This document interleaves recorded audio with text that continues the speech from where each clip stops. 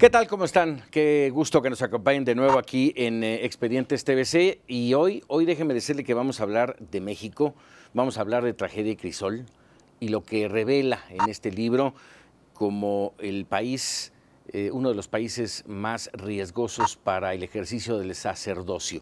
Vamos a hacerlo de la mano del padre Omar Sotelo. Él es el director del Centro Católico Multimedial y autor justamente de Tragedia y Crisol. Padre, un gusto saludarte, qué bueno que estás con nosotros. Mucho gusto, saludos. Y también estará con nosotros Guillermo Gazzanini. Él es el coordinador de la unidad de investigación del Centro de... Así es. Muy bien. En efecto. Te agradezco mucho que estén aquí. Al contrario, muchas gracias por la invitación. Realmente es, digo, no es una pregunta como tal, pero es el país más riesgoso para el sacerdocio, para el ejercicio del sacerdocio. ¿Por qué?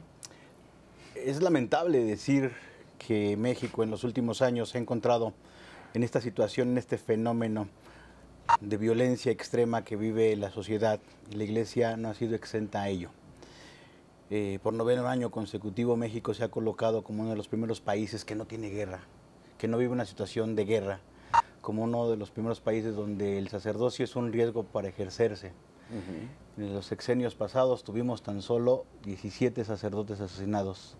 En lo que va de esta administración tenemos 21 sacerdotes asesinados, 2 sacerdotes desaparecidos, hubo varios secuestros, más de 850 extorsiones y amenazas de muerte a sacerdotes en la República Mexicana. Sí, entonces esto de alguna u otra forma nos pone en el ojo de la opinión pública como uno de los países con grande riesgo para esta profesión. En su momento, ya en otras oportunidades hemos tenido el punto de tocar este tema. Lo hemos hecho de la mano de Julieta Pendini. Y yo te pregunto, en todo este entorno, porque hablamos con Julieta Pendini del riesgo en el mundo por la presencia específicamente de ISIS. Pero en México no está ISIS, o al menos no de manera abierta, no lo hemos encontrado. ¿La persecución, las amenazas, los crímenes en México contra el sacerdocio tienen que ver con una cuestión de fe? Propiamente es multifactorial, no hay un solo factor que determine la violencia y las ejecuciones que hemos nosotros registrado. Son muchísimos factores los que están alrededor de ello, por eso quizá es un poco más hasta peligroso la situación, un poco más complicada lo que está pasando. Sin embargo, en una gran cantidad de las investigaciones que hemos hecho y que hemos recabado, podríamos decir que más del 80% de los casos, hay un modus operandi muy específico. Existe la extorsión, existe lo que le llamamos aquí en México el levantamiento o el secuestro en algunos casos. La tortura es un elemento que en todos los casos está, una tortura encarnizada, tremenda. Digo, no hay asesinato bonito, todos los asesinatos son crueles, pero el asesinato a un sacerdote es brutal, brutal, brutal. Y es una característica. El asesinato, lamentablemente, y en los últimos casos, la difamación como un elemento para criminalizar al sacerdote, coludiéndolo incluso con el crimen organizado, coludiéndolo con alguna otra situación que no es de su profesión, diciendo que son borrachos, que toman, que se fueron a un baile, que no visten los ornamentos clericales. Los últimos casos en Guerrero, en donde dicen que había relación y que había fotografías con alguien armado. Exactamente. Estos elementos nos dejan ver que detrás hay orquestada una situación, que el crimen organizado está detrás de ello. Entonces, son situaciones que nos hacen ver que hay una neopersecución, nosotros así le hemos denominado, ¿sí? No al estilo de la cristiada o de otros países como Medio Oriente, pero sí está bien determinada, ¿verdad? Y tiene un objetivo muy específico, ¿sí? O sea, atacar no solo a la persona, sino a la persona, ¿sí? Su investidura sacerdotal, que en muchos poblados la investidura sacerdotal es un signo de encuentro, de ánimo, de ayuda, de caridad. Y si yo atento y extermino y puedo matar a un cura con estas características, soy capaz de matar a quien sea. Dime una cosa, padre Guillermo. Estas investigaciones, que hasta donde entiendo las vienen realizando prácticamente año con año, haciendo una investigación, generando estadísticas de los ataques a la religión, ¿desde cuándo los vienen realizando? Y les pregunto porque está el máximo antecedente de un ataque, que es el del cardenal Posadas Ocampo en el 93, allá en Guadalajara. ¿A partir de ese momento es un parteaguas o ya antes venía una situación así? No, en México tenemos, y aquí lo damos en el libro, algunos registros que en la historia se han dado eclesiástica de México. Hay un caso muy paradigmático, el del obispo Soledad Torres de Durango. Aquí lo narramos como este ejemplo de este primer obispo en la historia de México que sufre el asesinato cuando es secuestrado en la sierra, y la narración de los hechos, él va a una misa, se va por estos caminos solitarios y ahí lo topa un grupo de delincuentes que después en las indagatorias se pretendía hacer como uno de los grupos más poderosos en cuanto a secuestro y crimen en esa época, en los años 60. Sí. El objetivo era agarrar al obispo. Efectivamente lo secuestran, el cuerpo cuando es localizado tiene signos de tortura, de una tortura muy seria, y aunque dicen que no iban contra el obispo, pues lo detienen usando símbolos oficiales, uniformes oficiales, y se relata que iban en contra del señor obispo Soledad Torres en esa ocasión. Hay otros casos que también tenemos aquí en el libro, de sacerdotes que trabajando en comunidades en el Estado de México, por ejemplo, en Chihuahua, el padre Aguilar, que también sufrió persecución por parte de, ya después los obispos así lo decían, de agentes del gobierno o de funcionarios oficiales que incomodaron a los mismos funcionarios y que sufren la muerte por ese sentido. A ver, dime aquí, ¿cuál sería la relación? Por un lado, padre, tú mencionaste el crimen organizado, por el otro estamos hablando de elementos de la milicia o de los cuerpos de seguridad nacionales. ¿Cuál es la relación? En esa época de los casos que tenemos, el punto común que tenemos con estos casos es, primero, cómo el sacerdote o el ministro de culto es incómodo, sea para el crimen organizado, sea para una entidad o representante público. El punto de vista que aquí presentamos en este prólogo es que, en este sentido, el sacerdocio tiene esta tragedia en el sentido de que la muerte de un sacerdote representa también sí una tragedia que ofende al pueblo, que ofende al pueblo católico, y es crisol porque va amalgamando una nueva identidad. El punto de referencia lo tenemos sencillamente en que el ministerio sacerdotal es punto de referencia para muchas comunidades en donde se puede encontrar consuelo, orientación, sostén, fundamento en la fe y demás, y esto incomoda a muchas personas.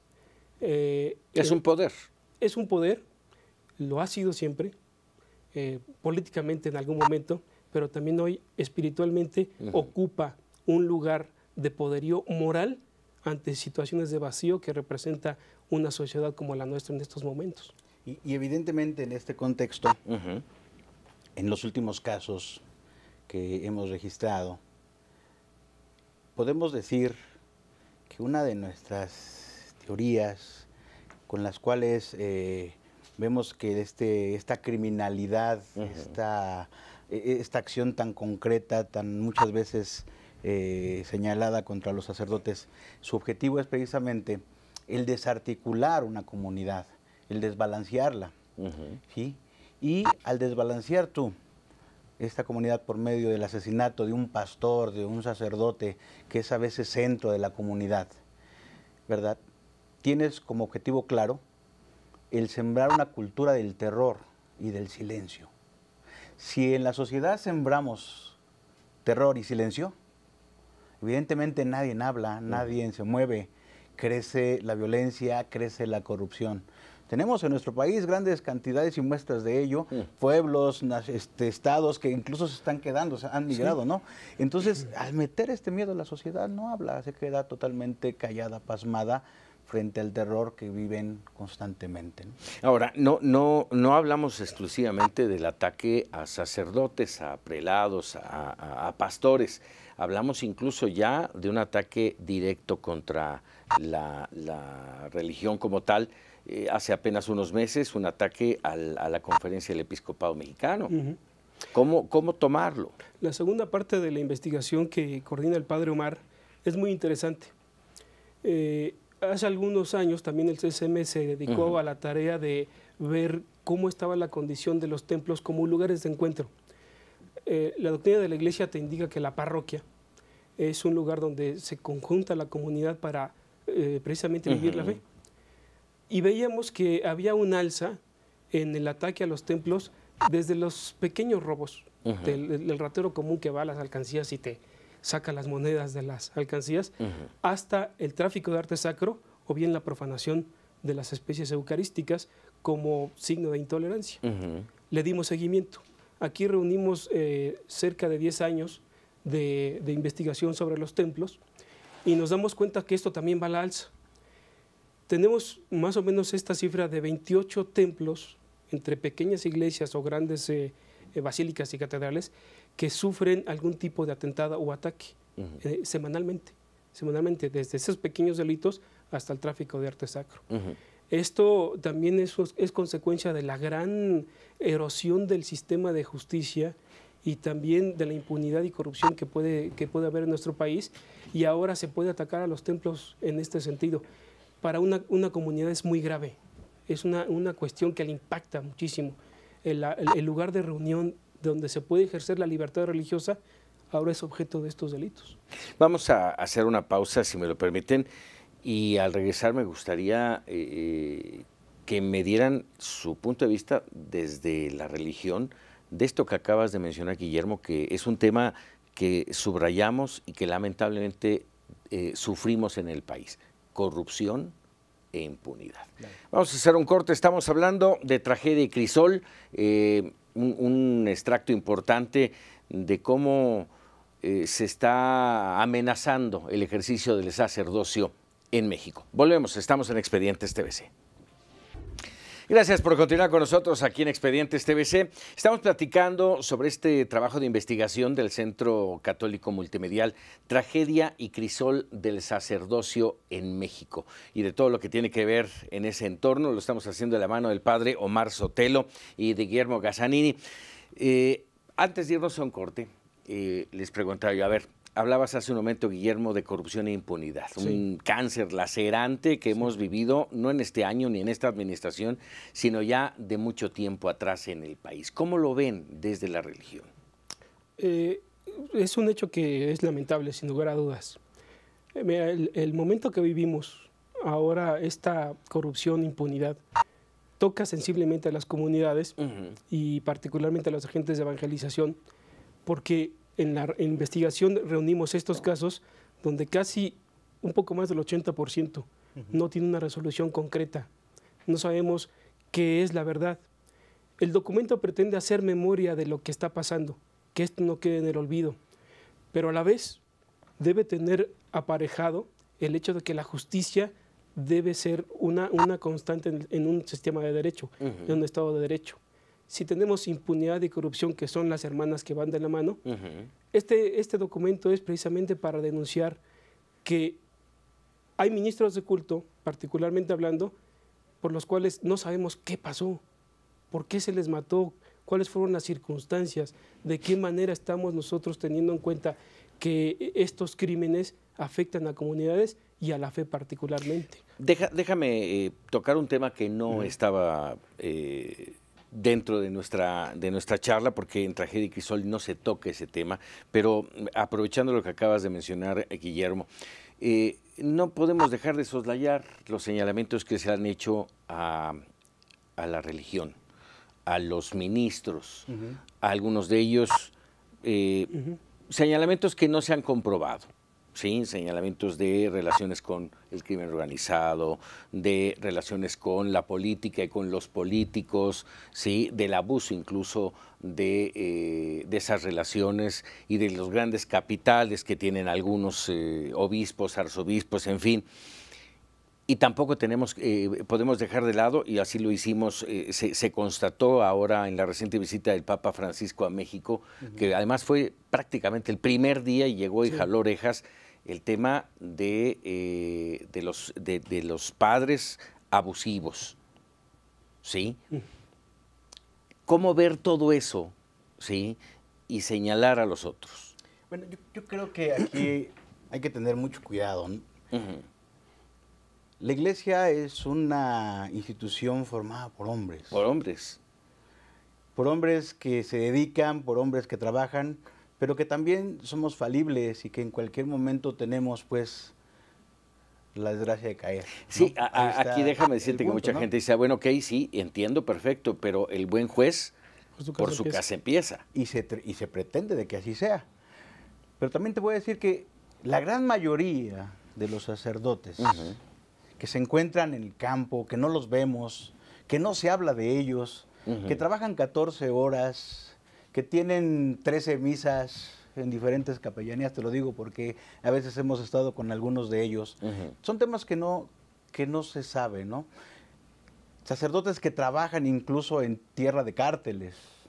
Los casos de Guerrero es muy significativo, ¿no? Sí, sí, sí. Gente que está trabajando en su parroquia y tiene que pasar en medio de gente del crimen organizado. Que puede vivir incluso amenazada. Que vive y que convive con ellos inclusive, porque tiene que pasar por ahí. Porque también ellos son católicos en un momento dado. Pero independientemente de que sean o no católicos, pues son los vecinos. Imagínate tú eso, o sea, es una realidad. O sea, son los vecinos y tienen que saludarlos. Y tienen que hacer de alguna otra manera empatía y sinergia para poder desarrollar. O sea, lo que ha dicho Monseñor Rangel, por la situación de los padres Germain y Iván, de los Guerreros. O sea, nosotros tenemos que buscar una manera de dialogar con ellos, ser empáticos con ellos. ¿Sí? Con el riesgo que supone esa empatía, ¿no? Te digo, hay situaciones, o sea, si algún sacerdote, y no lo podemos negar, o sea, y vamos a decirlo con sus palabras, o sea, el fenómeno de la pederastía es un fenómeno que se enquistó. Pero eso no quiere decir que el 80%, 90% de los sacerdotes sean pederastas. Sería una cosa, no, o sea, terrible. Hay gente, lamentablemente hay gente que sí lo es. Y no hay que apartarnos de esa situación y a veces dar la cara, ¿no? Por eso, cuando se detecta un caso de estos, últimamente se está manifestando y se está poniendo la situación para remediarlo, pero obviamente el punto es mucho más atrás. ¿Sí? En cuanto a lo que también platicabas, creo yo, que los gobiernos en la actualidad también utilizando esas fragilidades y haciendo ejercicio de lo que yo platicaba, de la difamación y de la criminalización, muchas veces están utilizando esto como una puerta fácil de quitarse y dar carpetazo a un asunto que demuestra la ineficacia en el ejercicio de su trabajo como autoridades. Eso es evidente, no lo podemos negar. En el caso de Michoacán, en el caso de Poza Rica y en el caso de Guerrero, tanto gobernadores como fiscalías inmediatamente salieron a decir: los padres fueron responsables de sus muertes porque fueron borrachos, porque andaban con a uno hasta lo pusieron de pederastra y lo sacaron en imágenes y después tuvieron que recular porque no era la realidad. En el caso de Guerrero está lo mismo. Entonces, la difamación como esta criminalización, una puerta fácil para demostrar que la gente, las autoridades no están haciendo con eficacia lo que tendrían que hacer. ¿Y qué está haciendo, en este caso, la representación máxima del catolicismo en México? Mira, quisiera yo antes centrar la discusión en esta plática en una frase que tiene el Papa Francisco que creo que es muy particular por lo que preguntabas. Y lo decía así: hace más escándalo la rama que cae del árbol que el bosque que está creciendo en silencio. Así es la iglesia.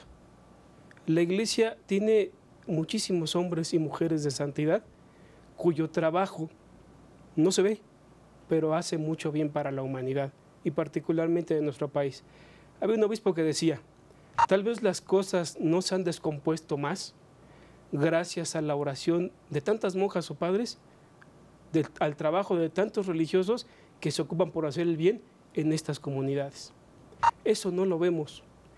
Y yo estoy convencido que en tragedia y crisol del sacerdocio en México, los casos que aquí relatamos, en un 95% fueron de personas buenas, que se ocupaban de su ministerio, que se ocupaban de hacer el bien a los demás, que se preocupaban de tener un objetivo en su vida que era el anuncio del Evangelio.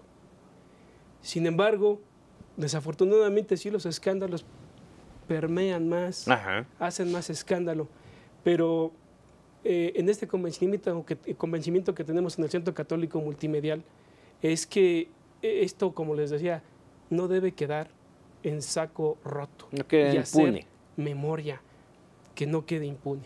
Dime, ¿esta persecución es en todo el país o solamente es en algunas diócesis específicas? No, sí. Ya tenemos, yo creo que más de la mitad de las 18 provincias eclesiásticas, estamos hablando, yo creo que de 10 provincias eclesiásticas que están afectadas por el crimen organizado, que están afectadas por el asesinato de sacerdotes. Obviamente, Guerrero, Michoacán, Veracruz, la Ciudad de México, son las que encabezan. ¿Jalisco? Las que encabezan. Jalisco también tiene algún porcentaje, pero muy... El caso Posadas, que es lo más emblemático. Es el más emblemático. Y que en la actualidad sigue estando abierto, ¿eh? Sigue vigente. Sí, no hay una investigación que haya llegado al punto. Y que verdaderamente es un monumento a la impunidad, el caso Posadas. En el documento tenemos aquí esta infografía de los estados del país, donde encontramos 18 entidades donde se han registrado la caída de ministros de culto. Entonces, de las 32 entidades estamos hablando un poquito más de la mitad. Más de la mitad. De los estados de la República. Y aquí pueden encontrar nuestros lectores, aquí tu audiencia, los nombres de aquellos que se han dado en las entidades de la República, los sacerdotes caídos. Estamos hablando entonces más de la mitad de las entidades del país, de las diócesis. Hablando de estados. De estados. De estados. Es más fácil así contarlo, ¿no? Por estados, puesto que un estado puede contener varias diócesis. Ajá. Entonces, ahora, sí. Ahora, veo que hay una aportación específica en esta investigación del obispo de Cuernavaca, así es. Ramón Castro y Castro. Muy bien. ¿Cuál es la aportación? Él, cuando le planteamos esta investigación, se la llevamos, ahora sí que en bruto, sí, todavía sin pulir, y él de inmediato dice, con mucho gusto, él aporta la presentación de esta investigación, y es muy revelador, puesto que Monseñor Castro, al cual le tenemos un gran aprecio y le agradecemos este gesto, pues ha sufrido en carne propia esta persecución, particularmente de entidades del crimen organizado y también del gobierno del estado de Morelos. Y hay una frase muy especial que Monseñor Castro da en la presentación. Esta neopersecución tiene estas caras de la violencia que van mutando constantemente. Y por eso podemos hablar de este sentido de neopersecución, aunque a muchos pues, no les gusta el término. No, y además de que no les gusta, en la actualidad, hay gente que no cree que está pasando esto. Esto es inédito. ¿Te suena raro? Te decía yo, tuvimos la oportunidad de platicar con Julieta Pentini de Ayuda a la Iglesia Necesitada, y le decía yo, a ver, espérame, es que me estás hablando de persecución religiosa y no nos... Aquí no se ve, no se nota, no pensamos que exista en pleno siglo XX. Claro, no pensamos que exista o no la queremos ver, porque ahí está presente. ¿Sí? O sea, 67 casos entre sacerdotes, religiosos y colaboradores. Actualmente 21 sacerdotes asesinados, secuestros y demás, nos muestran que algo está pasando. ¿Qué y que está pasando fuerte. ¿Qué se necesita hacer? ¿Qué se va a hacer? Hay un punto muy interesante que acaba de pasar el fin de semana en Cuernavaca. Monseñor Castro celebró una misa por la iglesia perseguida. Y el obispo Rangel, el 9 de febrero en la Basílica de Guadalupe, alzó su voz, y hay una frase muy particular cuando denuncia esta forma como se le está tratando desde gobernación. O a ver quién se cansa primero, si ellos o nosotros. creo que está dando un paso aquí muy concreto. ¿Qué hay que hacer? Levantar la voz. Si no se denuncia esto, no se conoce, como dice el padre Omar. Si no se conoce, viene la impunidad, y esa impunidad acompañada de corrupción. Ese sería un primer paso y lo estamos viendo en estos días. Además de que, creo, mira, nosotros llevamos, yo fui secretario ejecutivo de Comunicación Social en la Conferencia del Episcopado Mexicano. Cuando iniciamos esta investigación, costó trabajo levantarla, seguirla, darle seguimiento. Tuvimos que ser un poco prudentes para irla llevando adelante. Pero ahí está, yo creo que el resultado. En México no se conocía esto, ¿eh? Esto se conoció en Inglaterra primero. Una asociación ecuménica, Iglesia, Ayuda a la Iglesia Universal, algo así se llama. No recuerdo bien exactamente el título, porque es en inglés. Tomaron los datos. Un embajador, un congresista, si no recuerdo, Jeff Duncan del Congreso de los Estados Unidos. Recobra también esa información. Habla de ello en el Congreso de Estados Unidos. Hace voz de esto en esta zona. El Departamento de Estado del gobierno americano nos visita para entender esta realidad, pide información. Y en los últimos informes de libertad de culto que ellos han dado a conocer en la Embajada de Estados Unidos, hablan de este tema. ¿Sí? O sea, fue un camino que tuvo que hacer. ¿Qué significa esto? Que es necesario ir rompiendo el silencio. Si nosotros nos acomodamos y permanecemos en esta cultura del silencio, si no abrimos la voz, ya lo diría un profeta de nuestros tiempos, la voz de aquellos que no tienen voz, las cosas van a seguir igual. Entonces, hoy nos alegra mucho que obispos, incluso el secretario de la Conferencia del Episcopado Mexicano, es el primero, Monseñor Vinanda, que ha hablado sobre esta situación. Déjame por último preguntarles, tenemos un nuevo arzobispo primado de México, el arzobispo Aguiar Retes. ¿Ha hablado de esto? ¿Han hablado con él? Yo creo que todavía no lo ha tenido oportunidad. No hemos tenido oportunidad, sin embargo, con toda libertad yo quiero señalar una cosa. Los obispos han hablado, Monseñor Castro, don Rangel y don Miranda de la conferencia, pero no he visto yo una declaración desde el Arzobispado de México cuando don Carlos Aguiar decía que todo lo que repercute en la República también se extiende a los estados. Claro. No he visto yo en Siame, no he visto en los medios de la Arquidiócesis de México algún gesto de simpatía, de solidaridad, alguna declaración. A lo mejor se puede dar posteriormente, no lo dudo, pero ya llevamos un trecho desde que el Arzobispo de México tomó posesión y pues no ha habido algún gesto de solidaridad o tan siquiera estamos rozando por los deudos, ¿no? No lo he escuchado, a lo mejor, puedo equivocarme, pero yo no lo he visto. El mismo día que toma posesión don Carlos Aguiar es el día que asesinan a los padres en Guerrero. Digo, esperamos que haya esta sensibilidad, yo creo que sí la hará. Ojalá. Lo hará. El cardenal viene con ímpetus totalmente nuevos y renovadores y dentro de ellos yo creo que estará también el hablar de estas situaciones. Importante porque desde allá, desde ese punto es desde donde debe de ser la defensa, sí, valga el término, el ataque para defender una situación que se está viviendo en México. Por lo que representa el Arzobispo Primado de México. Así es. Así es. Así es, pues les agradezco mucho, Padre Sotelo, muchas gracias por traernos Tragedia y Crisol del sacerdocio en México. Guillermo Gazzanini, ya me quedé con el apellido. Gracias. Guillermo, muchas gracias por estar aquí con nosotros y seguimos pendientes de esta situación que se gesta en un México sumido en la corrupción y en la impunidad. Muchísimas gracias y gracias a usted por estar con nosotros de nuevo en Expedientes TVC. Hasta la próxima.